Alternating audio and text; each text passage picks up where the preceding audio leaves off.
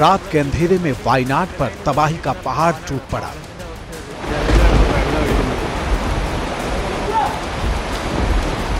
मेप्पडी इलाके में जब लोग सो रहे थे तो अचानक इलाके का बड़ा हिस्सा लैंडस्लाइड के बाद आए फ्लैश फ्लड में बह गया।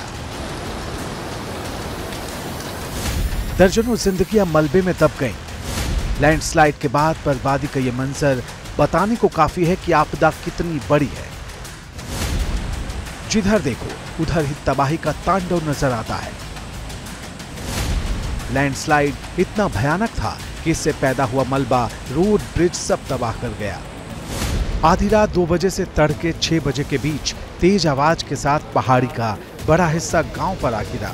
लैंडस्लाइड से चूरलमाला और चलियार नदी में बड़े बड़े पत्थर, कीचड़ का ढेर जमा हो गया। जल स्तर अचानक ऊपर हो गया और इसके बाद आई बाढ़ सब कुछ बहा ले गई। वायनाड ने इतिहास में इतनी तबाही कभी नहीं देखी थी। एक के बाद एक 3 भूस्खलन ने लोगों को संभलने का मौका नहीं दिया। ज्यादातर लोग नींद में थे। आपदा की खबर मिलते ही एनडीआरएफ ने मोर्चा संभाला।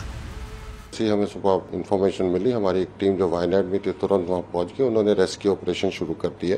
2 टीमें हमने रवाना कर दी हैं। सबसे बड़ा चैलेंज है कि अभी बारिश कम हुई है, रुकी नहीं है। इस बारिश के कारण और जबल के कारण एक वहाँ जो लोकल ब्रिज है वो बह गया, जिसके कारण हमारे को थोड़ा सा प्रॉब्लम आ रही है रेस्क्यू करने में। तबाही का शिकार हुआ यह इलाका पदवेत्ती और पप्पेतन नाम की पहाड़ियों से घिरा है, जहां से मैदानी इलाके पर आफत का पहाड़ टूटा। हालात की गंभीरता को देखते हुए आर्मी ने भी राहत और बचाव की कमान संभाल रखी है। कांग्रेस ने वायनाड पर टूटे कहर को राष्ट्रीय आपदा घोषित करने की मांग की है। वायनाड से सांसद और लोकसभा में नेता प्रतिपक्ष राहुल गांधी ने मांग की कि पीड़ितों को फौरन मुआवजा दिया जाए।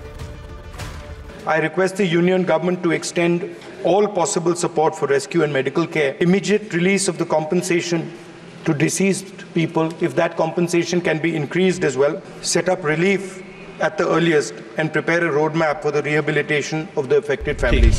Early morning, Honorable Prime Minister has sent the minister who comes from Kerala, and he is already there coordinating with the agency. Honorable Prime Minister has already spoken to the Chief Minister of Kerala. Rescue and relief operation is already on.